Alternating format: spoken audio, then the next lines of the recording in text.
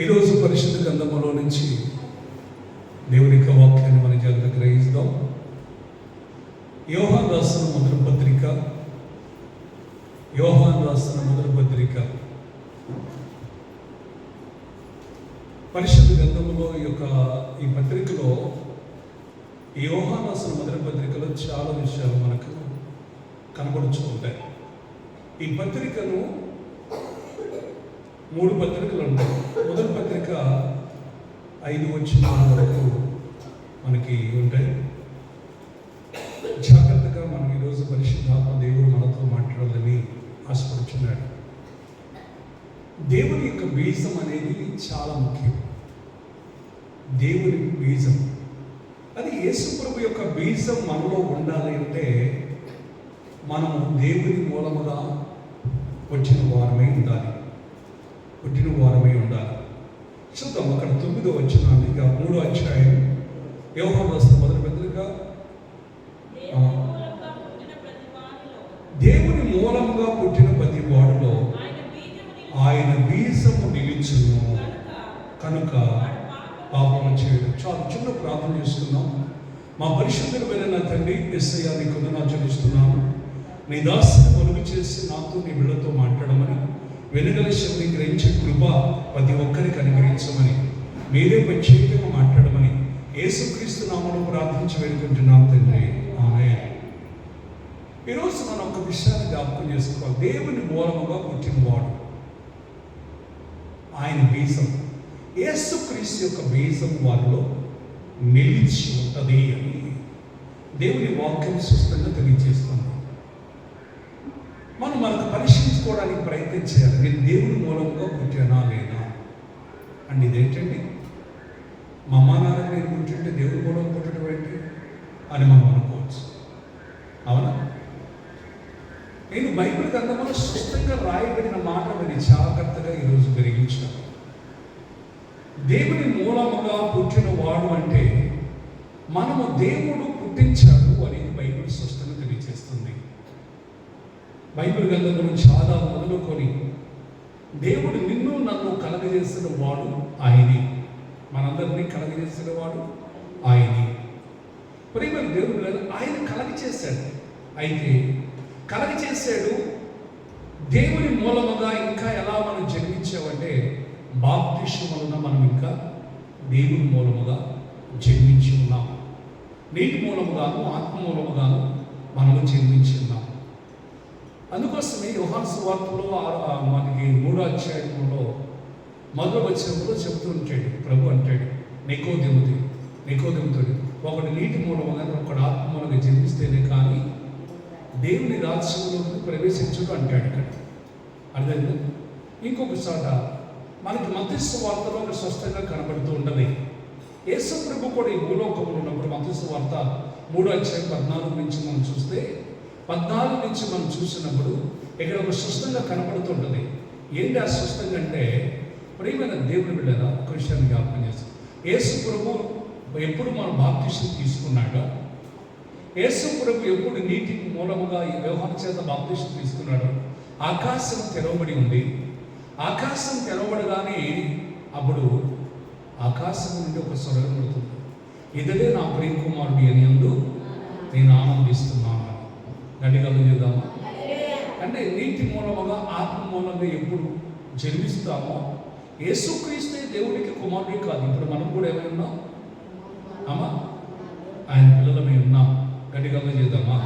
అందుకోసం యోహాను సువార్తలో స్పష్టంగా యోహాను రాసిన మొదటి పత్రికలో రాసిన మొదటి వచ్చిన చూస్తే, మనము దేవుని పిల్లలమని పిలువబడినప్పుడు తండ్రి ఎట్టి ప్రేమను మనకు అనుకరించునో చూడండి, మనము దేవుని పిల్లలమి. గట్టిగా చూద్దామా? హల్లెలూయా. ఇప్పుడు మా జ్యోతి ఎవరిదంటే నేను ఏమంటుందంటే, డాడీ నాకు అర్థం కావట్లా, అక్కడ స్టేజ్ మీద ఉన్నప్పుడు బాగా చదువుతున్నావు కదా, నువ్వు కింద నీకు చదవట్లేదు అంటున్నా నేను. అదే నాకు అర్థం కావట్లేదురా. అక్కడ నిలబడగానే ఇక్కడ పరిశుద్ధాత్మ ఇక్కడ నిలబడగానే ఆటోమేటిక్గా టకటకటగా వచ్చేస్తుంది. అదే ఆశ్చర్యం అనిపిస్తున్నది నాకు కూడా. అర్థమైందమ్మా? పరిశుద్ధాత్మ దేవుడు అంటే సేవకులు ఎంత పెద్ద గొప్పవాడైనా వాళ్ళు చదువుకున్న నేను అనుకుంటాను ఎంత పెద్ద దినేకరంగా ఎవరైనా సరే పెద్ద పెద్ద సావుకులు కూడా చదువుకుంటారు. అంటే చదువు కూడా ఉండాలి, చదువు లేకుండా కాదు, కానీ చదువు లేదు. పరిశుద్ధాత్మ దేవుడు ఉన్నప్పుడు మనకి ఇచ్చే జ్ఞానం ఏంటంటే బైబిల్. హల్లెలూయా. బైబిల్లో ప్రతి విషయాన్ని తెలవగలిగింది చదువుకుంటూ పోతే దానికి అర్థం కాదు, కానీ ఆ చదివిన దాన్ని వివరించడం అనేది మన వల్ల కాదు. పరిశుద్ధాత్మ దేవుడు ఉంటేనే దాన్ని వివరించగలుగుతాం. అందుకోసం పరిశుద్ధాత్మ నడిపింపు అనేది చాలా ముఖ్యం. అందుకోసమే పరిశుద్ధాత్మ దేవుడు ఈరోజు మనతో మాట్లాడుతున్న మాట ఏంటంటే మనం దేవుని పిల్లలమే. హల్లెలూయా. దేవుని పిల్లలం కాబట్టి అనుకోండి, దేవుని మూలముగా పుట్టిన వాడులో ఆయన బీజము నిలుచు. ఎవరి బీజం అంటే దేవుని యొక్క బీజము మనలో ఉండాలి. ఏంటి ఆ బీజము? బీజం అంటే ఏంటి అమ్మా? ఏంటమ్మా బీజం అంటే ఏంటి అసలు నాకు అర్థం కాదు అమ్మా. ఇప్పుడు చూడవచ్చు, వాళ్ళ నాన్నలాగే నడుతున్నాడు, వాళ్ళ నాన్నలాగే మాట్లాడుతున్నాడు, వాళ్ళ అమ్మలాగే మాట్లాడుతున్నాడు. అచ్చం దిగిపోయింది ఎవరిలాగా. కొంతమందికి మన పిల్లలు అంటుంటారా, పోలికలే కానీ మాటలే కానీ, అవునా కదా? ఇప్పుడు దేవుని మూలంలో పుట్టిన మనలో ఏముండాలి? ఇప్పుడు మనం దేవుని యొక్క మాటలు, ఆయన ఎలా నడుచుకున్నాడో, ఆయన తలంపులు ఎలా ఉన్నాయో, ఆయన ఆలోచన ఎలా ఉన్నదో అదే రీతిగా మనం ఉండాలి. గడిగలు చేద్దామా? గడిగలు చేద్దామా? అందుకోసమే జాగ్రత్తగా గ్రహించండి. దేవుని బీజము మనలో ఉన్నప్పుడు మనం ఎలా ఉంటాం? ఎలా ఉంటుంది తెలుసా? దేవుని బీజం మనలో ఉన్నప్పుడు ప్రేమ ఎక్కువ ఉంటుందండి. దేవుని బీజం కలిగిన వాడు, దేవుని మూలంగా పుట్టిన వాడులో వాడు పాపం చేయడు, కానీ దేవుని ప్రేమ ఎక్కువ వాళ్ళలో నిలిచి ఉంటుందంట. అక్కడే చూడండి 18వ వచనంలో, 18వ వచనం అంటాడు, జాగ్రత్తగా గ్రహించండి. చిన్నపిల్లలరా, మాటతోనూ నాలుకతోనూ కాక క్రియలతోనూ సత్యముతోనూ మీరు ప్రేమించుదురు. ఏమే? చాలా మందిని మాట చెప్తారు. దేవుని బీజం కలిగిన వాడు యేసుప్రభు ఏది చెప్పాడో అదే చేశాడు. ఆయన చెప్పడం, ఆయన నోటి నుంచి వచ్చిందంటే ఆ మాట నెరవేరేది. ఆయన చేసినప్పుడు ఏది. అందుకోసం జాగ్రత్తగా మనం చిన్నపిల్లలు, ఇప్పుడు మన పిల్లలు, మనం అందరూ కూడా ఎవరి పిల్లలు? దేవుని పిల్లలు. గట్టిగా చేద్దామా? దేవుని పిల్లలు కాబట్టి అందుకోసం ఏమంటున్నారు తెలుసా? చిన్న పిల్లలారా, మాటతోనూ నాలుకతోనూ కాక క్రియలతోనూ సత్యముతోనూ ప్రేమించుదము. ఎవరిని ప్రేమించాలి? శత్రువును కూడా ప్రేమించాలి. గట్టిగా చేద్దామా? అట్లా మనకు ఒక అందరినీ శత్రువుని కూడా ప్రేమించాలి. గట్టిగా చేద్దామా? ఈరోజు మంచి సాక్ష్యం చెప్తున్నాక మన ఆన్లైన్కి మంచిగా ప్రార్థనగా ఉంది, ఆయిల్ తీసుకెళ్ళింది, కాళ్ళు బాగా బ్రేక్ వస్తున్నాయి అని చెప్పేసి బాగా బాధపడుతూ ఉంది. యేసు రక్తం రాసుకున్న తర్వాత నాలో ఉన్న భయంతా తీసేసాడు దేవుడు. మేము కలుగును దాకా. హల్లెలూయా. ఆన్లైన్కి ఎక్కువ ఉండాలంటే చాలామంది మరి కష్టం కనుక ఆన్లైన్కి వచ్చేది 3-2 దాకా ఉండాలి. 3-2 దాకా ఉండాలంటే ఇంకా మనం కొంచెం పనికిపోయి వచ్చిన వాళ్ళు ఉంటున్నారు కాబట్టి మర్చిపోతున్నారని ఇంకా తొందరగా ముగిస్తున్నారు. ఎందుకంటే అసలు మనం 9ంటికి స్టార్ట్ అయ్యి 2 ఎట్లా అయిపోతుందో అది అర్థం కాదు పరిస్థితి. అంటే 5 గంటలు అప్పటికి 9ంటికి నుంచి మొదలుపెట్టి 2 దాకా ఉంటున్నాం అంటే కూడా 5 గంటలు, 3 దాకా ఒకసారి 3 కూడా అవుతుంది ఇంటిగా. అంటే ప్రేమ ఎందుకంటే నేను మాట్లాడుతున్నానంటే ఎప్పుడు దేవుని సన్నిధిలో ఉంటుంది. మనకు ఎప్పటికైనా దేవుని మూలముగా పుట్టిన వాళ్ళు ఎప్పుడే ఉంటుందంటే ఇంటికాడ ఉండడానికి ఇష్టపడతాం. అమ్మో ఈరోజు ప్రార్థన, ఈరోజు దేవునితో గడపాలి, దేవుని సన్నిధిలో గడపాలి, దేవుని ఆరాధించాలి, దేవుని ప్రభుని మహిమపరచాలి. ఎంతకాడికి చూసినప్పుడు సమయాన్ని పోనివ్వడం. సమయాన్ని పోనిచ్చేవాడు ఎవరంటే, సమయాన్ని మొత్తం కూడా సమయాన్ని ఎంతంగా గడిపేది ఎవరంటే దేవుని మూలంగా పుట్టినవాడు కాదు, అపవాది మూలంగా పుట్టినవాడే. అపవాది మూలంగా పుట్టినవాడు, వాడి బీజం ఉంటుంది, వాడు ఎంతకాడికి సమయాన్ని వేస్ట్ చేస్తాడు. నేను ఎందుకు ఈ మాట చెప్తున్నాను? మీ జగత్ గ్రహించి ఒక సేవకుడే కానీ, ఒక సేవకులని కానీ, ఒక విశ్వాసే కానీ, ఎవరైనా కానీ దేవుని మూలముగా పుట్టిన మనం, దేవుని మూలముగా నువ్వు పుట్టావు అంటే ఒకటే గుర్తుంచు, నువ్వు ఆయనలో ఎవరి బీజం ఉండాలి? యేసుక్రీస్తు యొక్క బీజం ఉండాలి. ఒక ఆయన చెప్తున్నాడు, బ్రదర్ నేను రోజు యేసు ప్రభు అంటే లాజరు గురించి వాక్యం చెబుతూ ఉన్న వాక్యం చెప్పాను. యేసు ప్రభు వచ్చేటప్పటికల్లా 4 రోజులు పట్టింది. 4 రోజులు పట్టింది యేసు ప్రభు వచ్చేటప్పటికల్లా. 4 రోజులు అయింది. 4 రోజుల తర్వాత వచ్చి యేసు ప్రభు లాజర్ని ఆయన అయిపోయాడు. బెదర్ నన్ను వాక్యం అయిపోయిన తర్వాత బెదర్ మీరు లాజర్ గురించి మంచి విషయాలు ఈరోజు మీరు బోధించారు. మరి యేసు ప్రభు ఈ లోకంలో ఉన్నాడు కదా, ఆయన దేవుడు కదా, దేవుని కుమారుడు కదా, వెంటనే రావచ్చు కదా, ఆయన చనిపోక మునిపై ఆయన బతికించవచ్చు కదా. ఆయన రావడానికి ఎంతసేపు పట్టింది? దేవుడు రావడానికి ఎంతసేపు పట్టింది? వెంటనే అక్కడికి వెళ్ళాలంటే 1 నిమిషం పట్టదు కదా ఆయన రావడానికి అని నాకు ప్రశ్న వేసాడు. బాగా అడుగుతున్నాడు బేబర్. కొంచెము ఒక 5 నిమిషాలు 10 నిమిషాలు కూర్చున్నప్పుడు ఇప్పుడు దేవుడు వెంటనే ఆయన చనిపోక మునిపే యేసు ప్రభు చూసినప్పుడు లాజరు చనిపోక మునిపే బతికించాడు అనుకోండి, ఆ గంధంలో రాసేయాల్సిన అవసరం లేదు. ఆయన చనిపోయి 4వ దినమున ఆయన మనిషి కుమారుడిగా ఉన్నాడు ఈ లోకంలో. ఆయన మనిషి కుమారుడిగా ఉన్నాడు కనుక ఆయన వచ్చేటప్పటికల్లా 8 దినాలు పట్టింది తెలుసా? ఆయన కబురు చేశాడు. ఆయన వచ్చేటప్పటికల్లా 4 దినాలు అయిపోయింది. అప్పటికే ఆయన సమాధి చేయటం అయిపోయింది. అందుకోసం యేసు ప్రభు వచ్చిన తర్వాత ఆ సమాధి దగ్గరికి వెళ్ళి అప్పుడు తండ్రి యొక్క చిత్తానుసారంగా అప్పుడు లాజర్ లేచిదమ్మన్నాడు. చనిపోయిన వాడు లేపాడు. అప్పుడు ఎంతమంది విశ్వసించారు తెలుసు కదా? అక్కడ అనేకులు ఆయన యందు విశ్వాసం ఉంచాడు. అంటే ఇప్పుడు 4వ దినములు చనిపోయిన వాడిని లేకపోవడమే కాదు, ఎప్పటి నుంచి మన రాబోతున్నాడు, యేసు ప్రభు రాబోతున్నాడు. వచ్చినప్పుడు ఆయన వారందరూ బతికించబడతారు తెలుసా?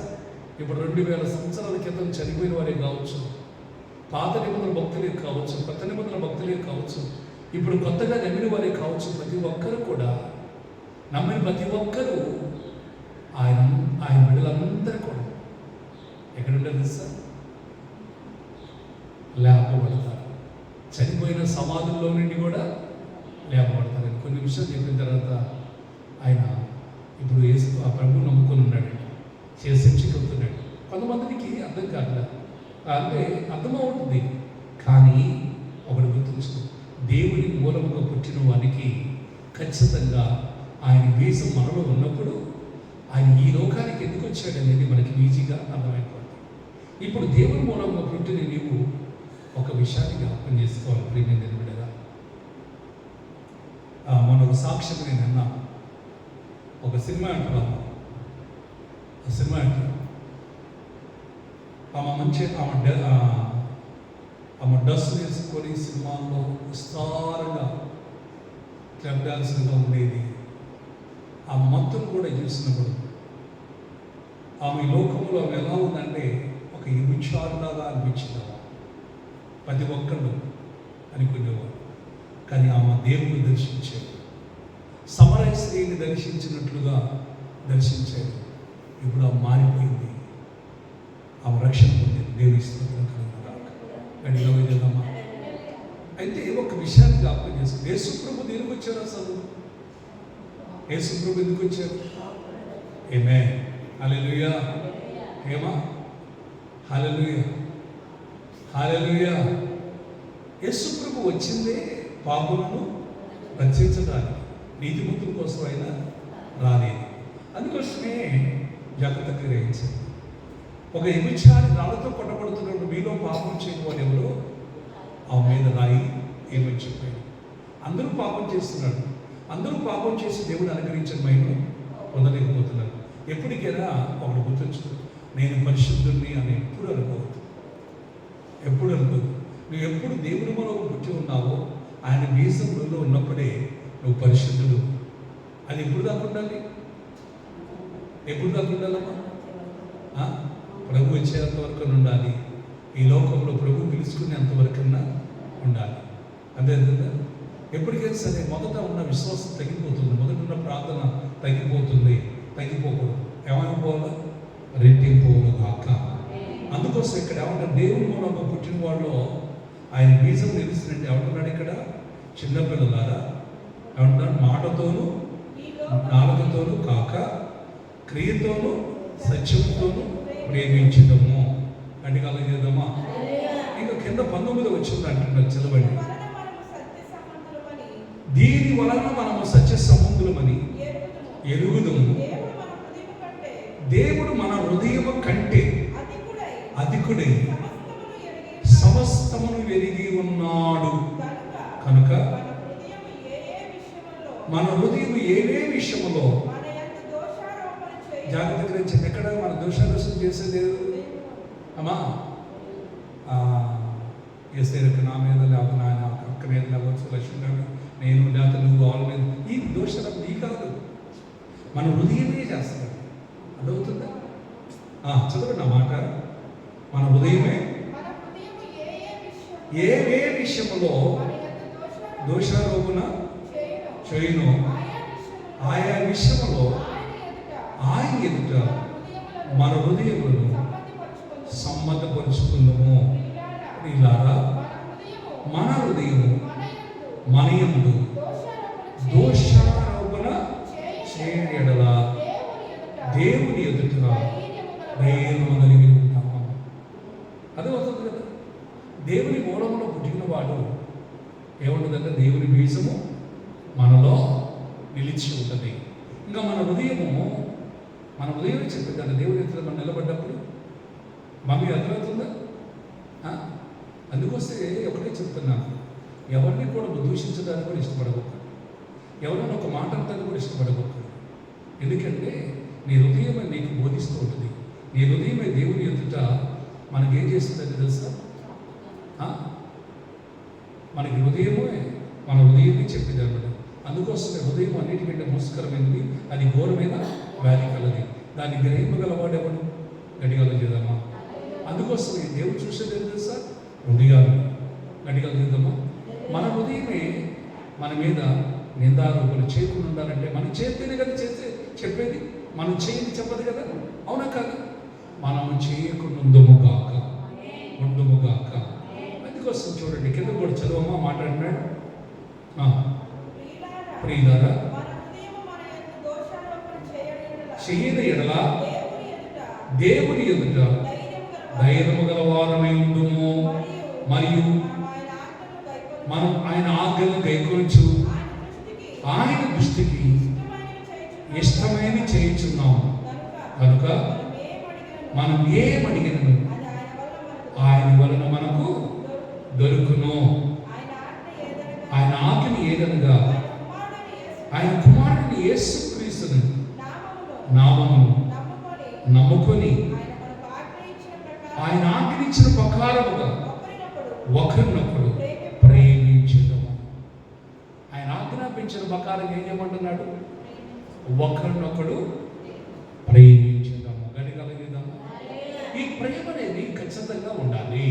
ఈ ప్రేమ అనేది ఖచ్చితంగా ఉండాలి.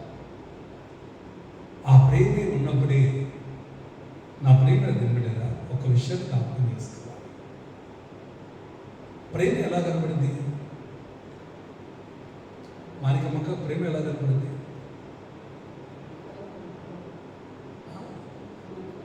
అసలు ప్రేమ అంటే ఏంటి నాకు అర్థం కావట్లేదు.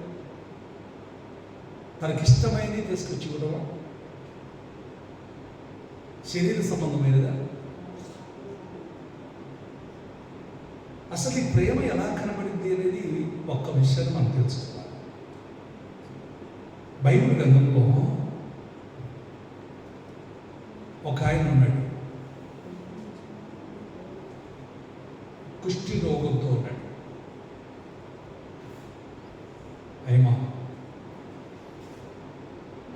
నయమాను కుష్ఠరోగంతో ఉన్నప్పుడు తన భార్య తన కొరకు పరిచయం చేసి తన భార్యకి ఆయన మీద ఉన్న ప్రేమ అర్థమైందా? తనకు చూసినప్పుడు ఇశ్రాయేల్ నుంచి తీసుకెళ్ళిన ఒక చిన్నది మానసిగా తీసుకెళ్ళింది ఆమెలో ప్రేమ. ఆమె చెప్తుంది, మా దేశంలో ఒక దైవజనుడు ఉన్నాడు, ఆ దైవజనుడు ఆయన మాట చెప్పినా చాలు ఆయన కుష్ఠరోగం మొత్తము వద్దని చెప్పింది. ప్రేమ అంటే అర్థమవుతుంది. ఇప్పుడు కుష్ఠరోగంతో బాధపడుతున్నాడు తన యజమాను, ఆయన బానిసగా తీసుకొచ్చినప్పుడు ఆయన మీద ఏముండాలి? లెక్కపోకారంగా నయమాన్ మీద ఏముండాలి? కోపం ఉండాలి. కోపం లేదు. అర్థమైందా? కోపం లేదు. నా ప్రియమైన వెళ్ళిండు యోర్దాను నదులు 7 మార్లు మురుగుమని చెప్పాడు దయచేసి. మా దగ్గర నదులు లేవా? మా దగ్గర పెద్ద పెద్ద నదులు ఉన్నాయి, ఈ చిన్న నదిలో వచ్చేసి మేము మునగాల అని కోపంతో వెళ్ళిపోయాడు. పోతుంటే తనతో కూడా ఉన్న వ్యక్తి, సరే అయ్యా రాజుగారు చెప్పినప్పుడు మీరు వినరా? ఆయన ఏం చెప్పాడు? నీళ్ళను 7 సార్లు మునగమన్నాడు, అంతే కదా. అప్పుడు ఆ రథం ఆఫ్ చేసి ఆ యోర్దాను నదిలో 7 మార్లు మునిగి వేశాడు. ఆయన దేహం ఏమైపోయింది? పసిపిల్ల దేహం మళ్ళీ మార్చుకోండి. ఎందుకలా చేద్దాం? ఒక విషయాన్ని జ్ఞాపకం చేసుకోండి. సాక్షికి అర్థమవుతుందా? ఒకటి, దేవుడు మన ఎడల చేస్తాడు అద్భుతాలు. మనం చెప్పిన దాన్ని బట్టి చేస్తాడు. మన శత్రువులను కూడా ప్రేమించగలిగినప్పుడే అప్పుడే నిజమైన బీజం మనలో ఉన్నట్టు. అదే దేవుని బీజం మనలో ఉన్నట్టు. ఎందుకలా చేద్దాం? శత్రువు ఆకలి ఉంటే ఏం చెప్పినాడు? భోజనం పెట్టమన్నాడు. నేను హింసించే వారి కొరకు ప్రార్థించమన్నాడు. నేను ప్రేమించిన వారి వరకు మత్తయి సువార్తలో స్పష్టంగా అంటాడు 5:44 నేను ప్రేమించిన వారిని ప్రేమించిన వల్ల నీకేం ప్రతిఫలం కలుగు? శంకర్లు అలాగనే చేయించున్నారు కదా. అదే ఆయన ఎవరిని ప్రేమించుకున్నాడు తెలుసా? నేను దూషించిన వారిని, నిన్ను హింసించిన వారిని ప్రేమించు, నీ శత్రువులను ప్రేమించు. గడిగా చేద్దామా? ఖచ్చితంగా శత్రువును కూడా ప్రేమించే మంచి మనస్సు ఉన్నది యేసయ్యకి. గడిగా చేద్దాం. ఆ మనస్సు ఎప్పుడు దాకా చూపించాడు చెప్పండి? నా ప్రేమ శిలువ మరణం అంతవరకు కూడా కొట్టిన వారిని కూడా ప్రేమించాడు, దూషించిన వారిని కూడా ప్రేమించాడు. అదే బీజం మనలో ఉండదు కాక. గడిగా చేద్దాం. ఉమ్ము వేసిన వారిని కూడా ప్రేమించాడు. ఆయన చీలలు నాటిన వారిని కూడా ప్రేమించాడు. ఈరోజు ఒక విషయాన్ని జ్ఞాపకం చేసుకున్న నా ప్రేమ దేవుని యొక్క బీజం ఉండాలి. అందుకోసమే దేవుని మూలంగా పుట్టిన వాడిలో ఆయన బీజము నిలిచును, అప్పుడు అతడు పాపము చేయజాలి. దేవుని మూలంగా పుట్టిన వాడిలో ఆయన పాపము చేయదు కానీ చదవండి. ఇక్కడ 10వ వచనం కూడా చదవమా? యోహాను సువార్త పత్రిక 3వ అధ్యాయం. దీనిని బట్టి దేవుని పిల్లలు ఎవరో అపవాది పిల్లలు ఎవరో తేటపడును. దేవుని పిల్లలు ప్రేమించేవారుగా ఉంటాడు. మాటతోనూ క్రియతోనూ సత్యంతోనూ వారిని ప్రేమించేవారుగా ఉంటాడు. అదేందా? మరి వీళ్ళు మాటిస్తారు, కొంతమంది మాటిస్తారు, తప్పిపోతూ ఉంటారు. జాగ్రత్త. దేవుని పిల్లలారా ఒకటి గుర్తుంచుకోండి, మనం దేవుని మూలంగా పుట్టిన వాళ్ళలో మనలో ఉండాల్సినది ప్రభు యొక్క బీజం మనలో ఉన్నప్పుడు ఏ సాతాను కూడా మనని తాగటానికి వీలు లేదు. ఎలాంటి చీకటి కూడా మన దగ్గరికి రావడానికి వీలు లేదు. ఎందుకని? పాపం ఉంటే, పనిలో పాపం ఉంటే దగ్గర చీకటి వచ్చాను. అయ్యా నేనేం పాపం చేశాను, నాకు ఎన్ని శోధనలు వస్తుంది, నేనేం పాపం చేశాను, నాకు రోగాలు వస్తున్నాయి, నాకేం పాపం చేశాను అని చాలా మంది అంటుంటారు. నా ప్రియమైన దేవుడు, పాపం అనేది మనం పరిశీలించుకుంటే వస్తుంది. నేను కోపడలేదన్న వాడు గట్టిగా చెప్పండి. ఎవరిని దూషించలేదన్న వాడు గట్టిగా చెప్పండి. అందరినీ ప్రేమిస్తున్నానన్న వాడు గట్టిగా చెప్పండి. ఎక్కడున్నా మనమే చెప్పలేకపోతున్నాం. అంటే మనం ఏముంటుంది? ఓకే పోయినసారి లేదా పోయిన నెలలో లేదా ఈ నెల నుంచి ఫిబ్రవరి నెల ఇప్పుడు 9వ రోజు. ఈ ఫిబ్రవరి నెలలో పిల్లల మీద కూడా కోప్పడేది, ఏమాత్రం చెడి మాట్లాడలేదు, చెడి చూడలేదు, చెడి వినలేదు, చెడి మాట్లాడేదని వాడు గట్టిగా లేదు.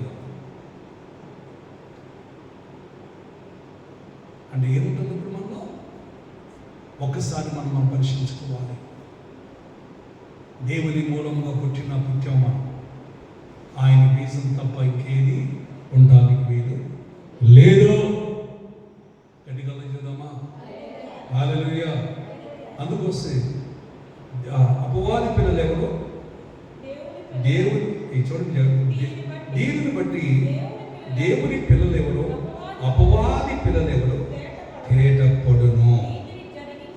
నీతిని జరిగించని ప్రతి వాడును, తన సహోదరుని ప్రేమించని ప్రతి వాడును దేవుని సంబంధులు కాదు. మనం ఒకడినొకడు ప్రేమించవలనది మొదటి నుండి మీరు విని వర్తమానమే కదా. మనం కయ్యోనంటి వారు ఉండదు, వాడు దుష్టుడు సంబంధి. కయ్యోని ఏం చేశాడు? కయ్యోని ఏం చేశాడమ్మా? ఆది కాండంలో 4వ అధ్యాయంలో 4 నుంచి 8 వచనాలు చూస్తే, కయ్యోను నీ తమ్ముడైన హేబేలు ఎక్కడ అని దేవుడు అడుగుతున్నాడు. నీ తమ్ముడైన హేబేలు ఎక్కడా అని అడుగుతున్నప్పుడు నాకేం తెలుసు, నేను వానికి కాపలానా అన్నాడు. అప్పటికి రాయితో కొట్టి చంపాడు. ఇదిగో నీ తమ్ముడు రక్తము నాకు మొరపెడుతుంది. గట్టిగా చేద్దామా? హల్లెలూయా. నువ్వు దేశం దెబ్బలమైందో కాక ఆయన మీదకి ఏమి ఇచ్చారు? శాపము. అదేదమ్మా దేవుని పిల్లల జాగ్రత్తగా ఇచ్చింది. కొన్ని పోయింది మన సహోదరుని ప్రేమించకపోవడం వలన సహోదరుని నేను చూసినప్పుడు జాగ్రత్త గ్రహించండి. శాపం తెచ్చుకోవద్దు. మీలో ఉండాల్సింది దేవుని ప్రేమ ఉండాలి. ఏముండాలి? ఆమేన్. నీ సంతోషండే కాదు, నీ పరాయాలు కూడా అదే ప్రేమ కలిగింది గాక, నీ పొరుగు వాడిని కూడా అదే ప్రేమించదు గాక. అది దేవుని మూలంగా పుట్టిన వాడిలో ఉండేది. గట్టిగా చేద్దామా? హల్లెలూయా. చూడండి, బైబిల్ కదా మీకు ఒక మాట చెప్పేసి నేను ముగిస్తాను. నా ప్రియమైన దేవుడు 8వ వచనం ఒక్క మాట చదవండి. అక్కడ 3:8 అపవాది ఏం చేస్తున్నాడు? అపవాది మొదటి నుండి పాపము చేయించున్నాడు కనుక పాపము చేయవాడు అపవాది సంబంధి.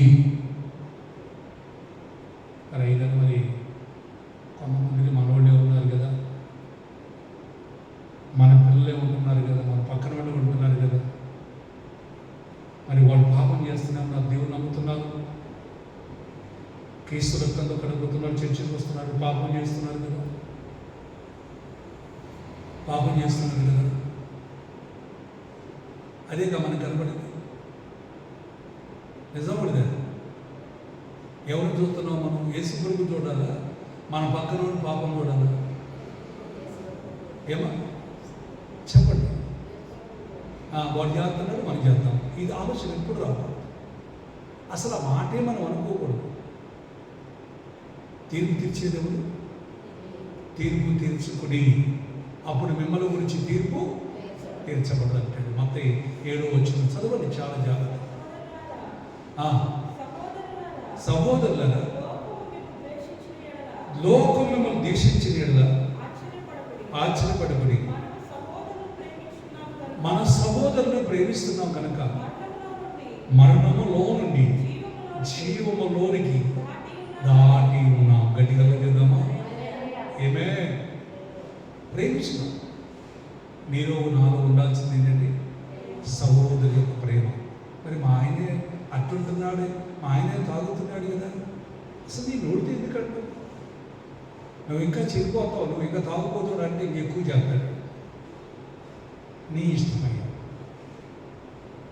ప్రభు, నీ చిత్తమైతే నా భర్తను మార్చు, నీ చిత్తమైతే నా కుమారుడు మార్చు, నీ చిత్తమైతే వారికి మార్పు తెచ్చి అని ప్రార్థించి ఎంతవరకు. అంతేకాని నువ్వు అనడానికి వీలు లేదు. అదవుతుందా? మా భర్త మంచిగా తాగి వస్తే ఇంటికి వస్తే గొడవ పెట్టుకోకుండా ఉండేవాడు గట్టిగా చెప్పాలి.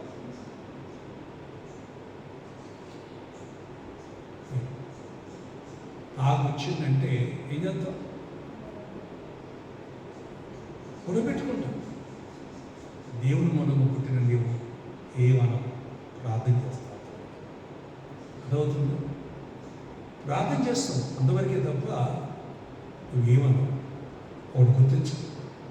దేవుని మూలంగా పుట్టిన నీలో దేవుని బీజం నిలుస్తుందాక. ప్రేమ అనేక చోట్లకి వెళ్తుంటాం, ప్రార్థన చేస్తుంటాం.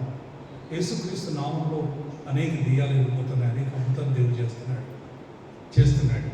ఈరోజు ఉదయం నుంచి, ఈరోజు అమావాస్య కనుక ఈరోజు ఉదయం నుంచి దగ్గర ఒక 15-20 ఫోన్లు వచ్చారు. మళ్ళీ కొంతమందికి నేను చేశాను. దగ్గర ఒక 30-40 మందికి ఫోన్ చేసి ప్రార్థన చేస్తుంటాను. అదేవిధంగా అంటే చేసిన నేను కాదు చేసేది కార్యం ఎవరు? ప్రభు చేస్తాడు. కనిగలిగేదా? దేవుని మూలంగా పుట్టిన మనం ఏం చేయాలి?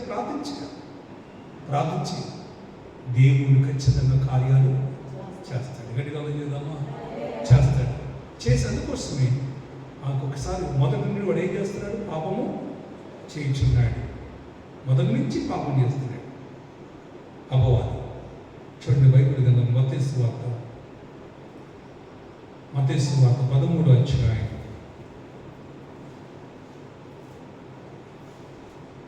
13వ అధ్యాయం 38వ వచనం ఒక మాట చదవండి.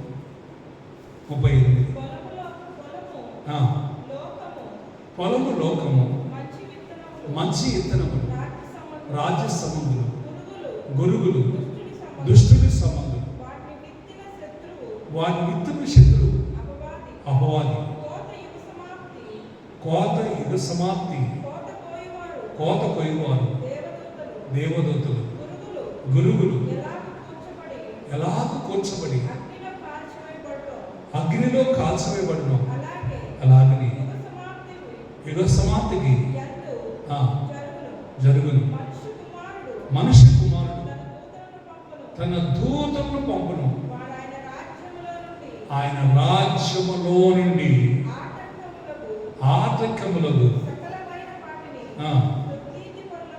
దుర్నీతి పనులను సమకూర్చి అగ్ని గుండములో పడవేయను. అక్కడ ఏడుపును పన్ను కొరుకుడును ఉండును. నీతిమంతుడు తన తండ్రి రాజ్యములో ఎలా ఉంటారంట? మరి మనం ఉండాలా? ఉందామన్నాడు. గట్టిగా చెప్పు, గట్టిగా చెప్పు, గట్టిగా. నా ప్రేమ ఒకటే గుర్తించు, ఆయన వెతుకుతున్నాడు. చూసినప్పుడు మనిషిన తర్వాత గురుగులు కూడా మనిషి. అప్పుడు పనివారు అన్నాడు, అయ్యా నేను వెళ్ళి ఆ గురుగులు పీకేస్తామన్నా. లేదు మీరు వారితో పాటు నేను కూడా మిగుతారు. మా చూడండి కూడా ఎప్పుడు దాకా ఎదగనిమన్నారు తెలుసా? కోతకాలం వరకు ఎదగని. అదే తొందరపడకూడదు, తొందర ఎక్కువ. క్రైస్తవులకు ఏంటంటే దేవుడు ఉన్నాడు కదా మనకి శిక్షించేలా ఒకరు అప్పటికల్లా అతను మానవచ్చు, ఒకరు మనమే దృష్టిలో అవ్వచ్చు. జాగ్రత్త. అర్థమైందా? మనమే మారిపోవచ్చేమో. లాస్ట్ దాకా మనం రాజ్య సంబంధంగా ఉండాలి. గట్టిగా చేద్దామా? ఏముండాలి మనలో? దేవుని బీజము మనలో ఉండను గాక. యోహాను సువార్త 8వ అధ్యాయం 44వ వచనం ఒక మనసు ముగిస్తాం. యోహాను సువార్త 8వ అధ్యాయం. మీ తండ్రి యొక్క మీరు అపవాది సంబంధులు. మీ తండ్రి ఏదైనా దురాశలను నెరవేర్చున్నారు మీరు. అది ఆది నుండి వాడు నరహంతకుడై ఉంది. ఏంటంటే వాడు సత్యమందు నిలిచిన వాడు కాదు. వాని యందు సత్యమేమీ లేదు. వాడు అబద్ధం ఆడినప్పుడు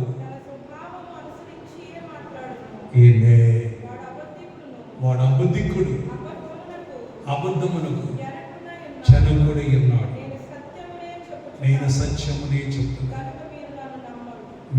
నన్ను. సత్యం చెప్పేవాడు నమ్మరు కదా చాలా మంది, నిజం చెప్పేవాడు నమ్మరు కదా. గడిగా చూద్దామా? హల్లెలూయా. దేవుని పిల్లల ఒక్క విషయాన్ని జ్ఞాపకం చేస్తాను. సత్యాన్ని నమ్మండి. దేవుని మూలంలో పుట్టిన మనము ఆయన బీజం మనలో నిలిచునుగాక. అందుకోసం అపవాది మొదటి నుండి వాడు పాపం చేస్తున్నాడు. దీనిని బట్టి అపవాది సంబంధం ఎవరు, దేవుని పిల్లలు ఎవరు తేడా తెల్లగా కనబడను. దేవుడు సంబంధమైన వాడు. ఆమేన్. ఎవరు మాట అంటాడు? అదేనా? దేవుని సంబంధమైన వాడు. దేవుని మాట. ఒక సేవకుడు దేవుని వాక్యం చెబుతున్నప్పుడు ఆ వాక్యాన్ని వింటాడు. ఒక దాసుడు చెబుతున్నప్పుడు ఆత్మ సంబంధమైన నడుస్తూ ఆత్మానుసారంగా జీవిస్తున్నప్పుడు ఖచ్చితంగా చాలామంది ఎక్కువ ఎవరు మాట్లాడారు తెలుసు? బయట వాళ్ళు ఎక్కువ మాట్లాడతారు. అబద్ధ ప్రవర్తన మాటలు ఎక్కువ వింటారు. అబద్ధ ప్రవర్తన మాటలు ఎక్కువ వింటారు. నా ప్రియమైన దేవుని జాగ్రత్తగా గ్రహించి మనం దేవుని సంబంధం, దేవుని పిల్లలు ఏం చేస్తారు తెలుసా? ఈ లోకాశలు ఏముండవానికి, ఈ లోకంలో ఉన్న వాటన్నిటిని కూడా అసహించుకుంటాడు. ఏమి తిందామా, ఏమి తాగుదామా, ఏమి ధరించుకుందామని ఆలోచన చేయడు. తనంతకాడి తాను నలుగొట్టుకుంటూ తన సత్యాన్ని అనుసరించి నడుచుకుంటూ ఉంటాడు. క్రీస్తుని పోలి నడుచుకోవడానికి ప్రయత్నము చేస్తూ ఉంటాడు. అలా పోలి ఉంటే అందుకంటే గొప్ప భాగ్యం ఏమీ లేదు. నా ప్రియమైన జాగ్రత్త గ్రహించి ఒక పాస్టర్ గారు నాతో చెప్పిన మాట, బెదరు అపవాది పిల్లలు ఎవరు, దేవుని పిల్లలు ఎవరు అనేది నేను అడగాలనుకుంటున్నాను. అపవాది పిల్లలు ఎలా ఉంటారో తెలుసా? దేవుని పిల్లలు ఎలా ఉంటారో తెలుసా?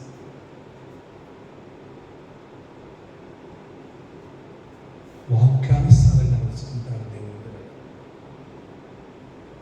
వాక్యం ప్రకారంగా జీవించడానికి ప్రయత్నం చేస్తారు. అపవాది సంబంధులు నిందలు వేస్తూ ఉంటారు. వారి క్రమశిక్షణ అనేది ఉండదు. ఎందుకోసం ఒకటి గుర్తించుకోవాలి. అపవాది పిల్లలమా, దేవుని పిల్లలమా?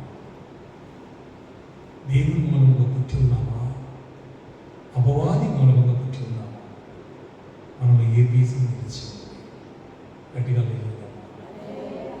అపవాది సంబంధమైన వారు ఎప్పుడు డబ్బు డబ్బు డబ్బు డబ్బు. అపవాది సంబంధమైన వారు లోకాశ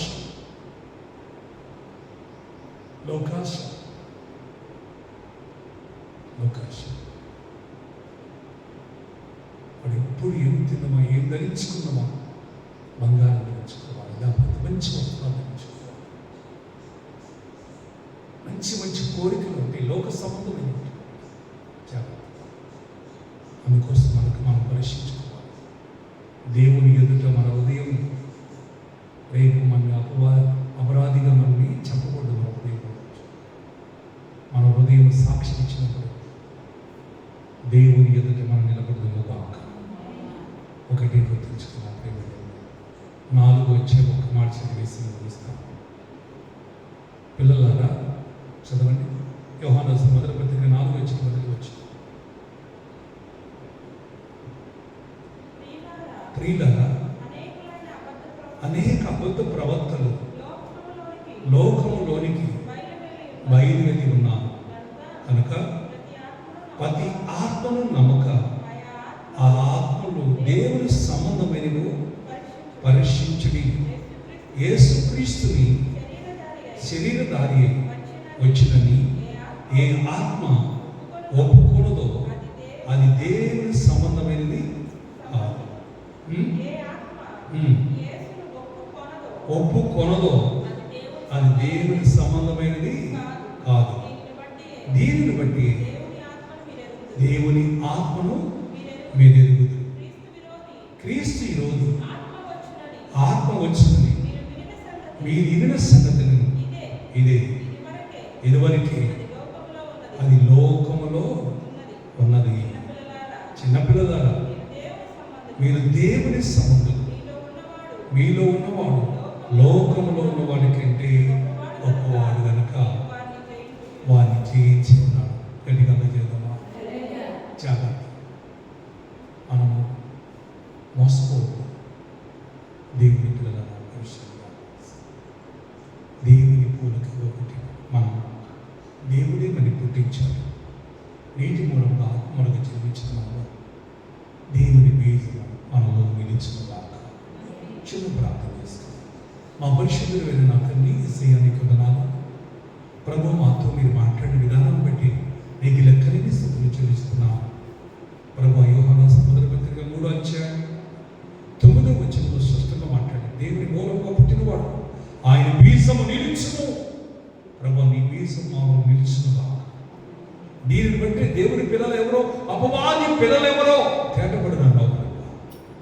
అపవాది ప్రేమించిన అవసరం, అపవాది ఎప్పుడు కూడా విరోధంగానే ఉన్నాడు. ప్రభు, నా తండ్రి, ప్రభు నీకు వందనాలు చెల్లిస్తాను. దేవుని ప్రేమించదు. దేవుని బీజము మాలో ఉన్నప్పుడు ఖచ్చితంగా నిన్ను పోలిక నడుచుకుంటాం. ప్రభు, వాక్యానుసారంగా జీవిస్తాను.